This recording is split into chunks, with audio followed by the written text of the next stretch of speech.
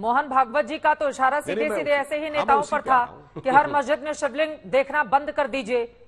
लागू होगा इन नेताओं पर? देखिए, हम उसी बिंदु पे आ रहे। देखिए, तेलंगाना की जब बात आती है तो जिस तेलंगाना में अकबरुद्दीन ओवैसी ने ये बोला था, क्या क्या गंदी घटिया बातें हिंदू देवी देवताओं के लिए नहीं बोली, और मजे की बात है वो बरी हो गया।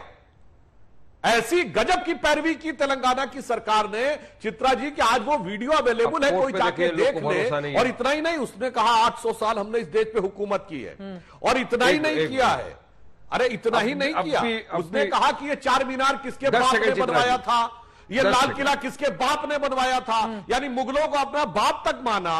भगवान राम के बारे में क्या क्या बोला, कॉन्टेक्स्ट में जो तेलंगाना का क्षेत्रीय कॉन्टेक्स्ट है, वहां का कॉन्टेक्स्ट अलग है।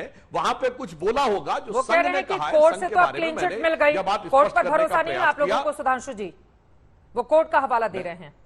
वही तो मैं बोल देखिए चित्रा जी, अभी दूध का दूध पानी का पानी हो गया आप ही के सामने। वही तो मैं कह रहा हूं, तेलंगाना की सरकार ने गजब की पैरवी की है भाई। सुनिए, अरे तेलंगाना की सरकार ने कैसी पैरवी की होगी कि वो हेट स्पीच नजर नहीं आई। सुधांशु जी, मौका दीजिए, आपकी बात में सुना ना, उनकी बात हो जाए एक बार, उनकी सुधांशु जी की बात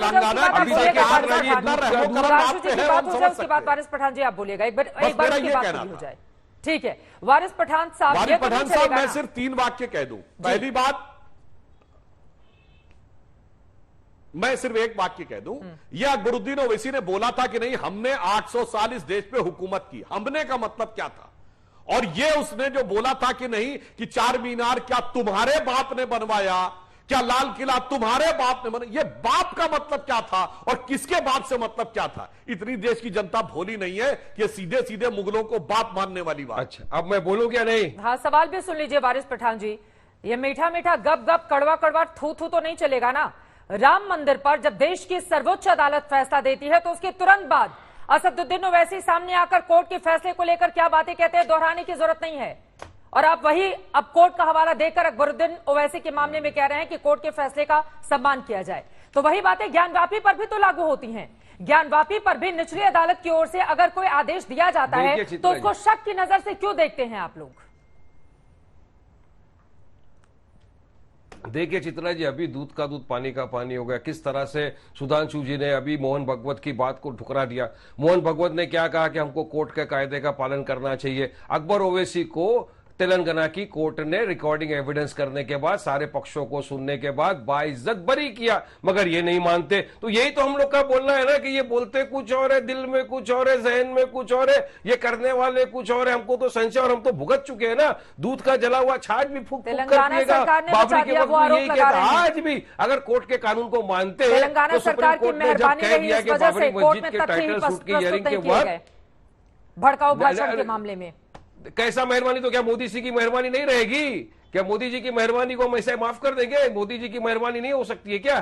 सुनिए बात, तेलंगाना की सरकार, कोर्ट है, वहां पे कानून था, सबका एविडेंस रिकॉर्ड हुआ, विटनेसेस आए, दोनों पक्ष को सुना गया, उसके बाद अकबर ओवैसी को बाइज्जत बरी कर दिया गया। मगर ये आज भी क्या बोल रहे हैं कि नहीं देखो, बोलने के बाद बरी कर दिए। ये कानून कायदा को अगर मानते चित्रा जी तो ये पार्लियामेंट के बनाए हुआ कानून, ये अपने सुधांशु जी तो राज्यसभा के मेंबर है, एमपी है, इनको खुद को पता है कि ज्ञानवापी का जिक्र उमा भारती ने पार्लियामेंट की चर्चा के दौरान किया था। मिनट से रिकॉर्ड है, निकाल के आप सुन सकते हो, देख सकते हो, मगर ये उसको नहीं मानते। उसके बाद सुप्रीम कोर्ट ने उस बात का संज्ञान लिया और कहा कि संविधान का अटूट हिस्सा है, आप स्ट्रक्चर और कोई किसी भी तरह का चेंज नहीं कर सकते वहां पर। मगर फिर भी नहीं माना, सीधा गए, बोले नहीं सर्वे करेंगे, हम वहां पर ये मिल गया, आगे बढ़ाने का काम मोहन भागवत और जेपी नड्डा जैसे लोग कौन होते हैं? बाबरी में खत्म होने वाली थी ना बात। संवैधानिक पद पर विराजमान है ही नहीं।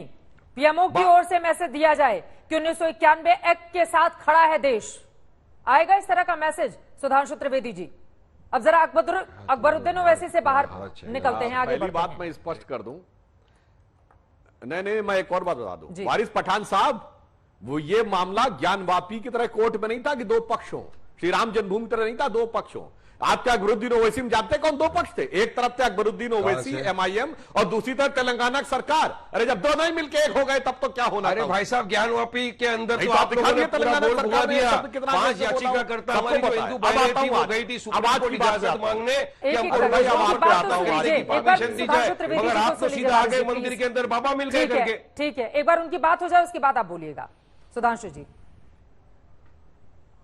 देखिए, हम एक बात ये कहना चाहते हैं, इनके साथ बहस करने की कोई आवश्यकता ही नहीं। चित्रा जी, वारिस पठान से एक बात पूछिए, आपके नेता सैयद अकबरुद्दीन ओवैसी हैं और अकबरुद्दीन ओवैसी ये क्या मानते हैं? उनकी लीनेज भारत से है कि विदेश से? बोलिए, उसका सारी डिस्कशन का स्कोप ही खत्म हो जाएगा। बताइए वो क्या मानते हैं? 65,000 साल पहले भारत शुरुआत भारत से है कि बाहर से? सवाल क्या, जवाब तो सुनो। 65,000 ना ना ना, उनका जवाब दीजिए, मत भागिएगा। अभी जो स्पेसिफिक बात पूछी गई है वो जवाब दीजिएगा। हर 65,000 साल का तो आपका इतिहास ही नहीं है भाई। तो कुरान में लिखा है कि 14,000 साल पहले दुनिया बनी। तो ये सब मत बोलिए, आप ये सब मत बोलिए।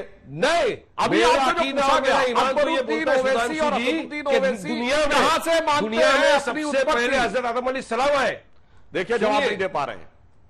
ये नहीं बोल पा रहे कि हम भारत के हैं, नहीं बोल पा रहे। दुनिया में आके आप बहस कर रहे हैं। इसीलिए मैं कह रहा हूं, आप तो विदेशी पूरी विचार के सीधे हजरत सलाम के अंडर में है। हम सब उनकी वंशज है। ठीक है, हम सब उनकी वारिस वंशज है। पठान कह रहे हैं कि इस्लाम पहले आया दुनिया में। ठीक है, सुधांशु जी, ये हमारा मानना भी है, तरफ लिखा हुआ भी है और आपको भी पता है ये बात। एक बार उनकी बात हो जाए, दोनों लोग बोलेंगे साथ में, समझ में नहीं आएगा। प्लीज सुधांशु त्रिवेदी जल्दी से, उसके बाद बाकी मेहमानों के पास भी मैं वो सवाल के तो मैं जवाब दे रहा हूँ। ठीक है, ठीक है।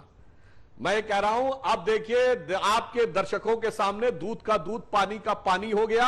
यह कहने को तैयार नहीं है कि हम भारत के हैं, ये अपने को विदेशी मानते हैं और इसीलिए विदेशी आक्रांताओं के साथ खड़े होकर यहां पर भाषण देने को तैयार रहते हैं। नाम है पार्टी का मजलिसे इत्तेहादुल मुसलमीन, यानी मुसलमानों की एकता को समर्पित पार्टी। यही सेक्युलरिज्म का सबसे बड़ा प्रतीक है। जो ये कहती है, पढ़ा लिखा समझदार जो ये पार्टी ये कहती है कि भाई, अरे पढ़ा लिखा बोल रहा हूं, अकबरुद्दीन ओवैसी ने बोला, असदुद्दीन ओवैसी ने बोला था कि नहीं, कौन होती है सुप्रीम कोर्ट ट्रिपल तलाक के बारे में कानून बनाने वाला? पार्लियामेंट कौन होती है? सीए पे पार्लियामेंट के कानून का विरोध करने वाले। आप कहते हैं 1991 के कानून की बात करो। बोलो, पार्लियामेंट के पास किए गए सारे कानून को मानते हो कि नहीं? बोलिए हाँ या ना। मैं तो आपको हिस्ट्री बता रहा हूँ, 65,000 साल पुरानी। पार्लियामेंट से पारित कानून को मानते हैं कि नहीं? भारतीय सीए के खिलाफ आदिवासियों का ज्यादा अधिकार है। सर्वोच्च न्यायालय के निर्णय को मानते हैं तो श्री राम जन्मभूमि पे सर्वोच्च न्यायालय का अधिकार के खिलाफ क्यों थे? अगर मुझे एक काला कानून लगता है कि ब्लैक लॉ है, भारतीय संविधान ने अधिकार दिया है कि मैं अपनी संविधान के दायरे में रहकर अपनी आवाज को बुलंद करूं। है, केवल आग लगाने से वास्ता है। आपने माना सबरीमाला के जजमेंट को? नहीं माने ना आप लोग। और आपके ऊपर हमको अभी भी डाउट आ रहा है। सुप्रीम कोर्ट में फाइल करते हो एफिडेविट, जाके हमारी बाबरी मस्जिद को शहीद कर देते हो। क्रेडिट लेने के लिए आ जाते हैं फडणवीस जी, क्रेडिट लेने को आ जाते हैं उद्धव ठाकरे। और अभी तो आपका भाजपा का जो प्रेसिडेंट है तेलंगाना का, उसने बोला है कि पूरे हिंदुस्तान की सारी मस्जिदों को खोद दिया जाए। आप उसकी बात का समर्थन करते हो, हाँ या ना? या उसके खिलाफ आपकी सरकार क्या कार्रवाई करेगी? इसका भी जवाब दे दो। चलिए हमको सुधांशु जी जवाब दीजिए। वारिस पठान जी, आपने बाबरी मस्जिद शब्द बोला जबकि कोर्ट उसको डिस्प्यूटेड स्ट्रक्चर था। कोई बात नहीं, बाबरी मस्जिद के बारे में एक ही नेता ने एलानिया कहा था कि अगर हमारे शिव सैनिकों पे आरोप है तो मुझे इस बात पे गर्व है कि हमने, हमारे सैनिकों ने किया। वो थे बाला साहब ठाकरे जी। अरे औकात है तो मुंबई में जाके बोलो बाला साहब ठाकरे जी के खिलाफ। औकात है तो बोलिए। ठीक है, उनके साथ तो मिलजुल के चलना है।